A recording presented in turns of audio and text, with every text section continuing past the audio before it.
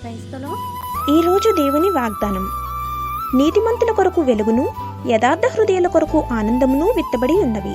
కీర్తనల గ్రంథం 97వ అధ్యాయం 11వ వచనం.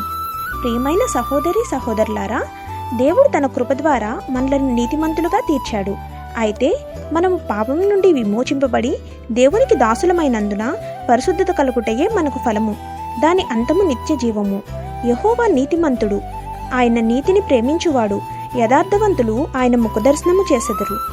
దేవుడు నీతిమంతులను ఆశీర్వదించుచు కేడముతో కప్పినట్లు వారిని దయతో కప్పును. కావున ఆయన నామమును ప్రేమించువారు ఆయన గూర్చి ఉల్లసింతురు.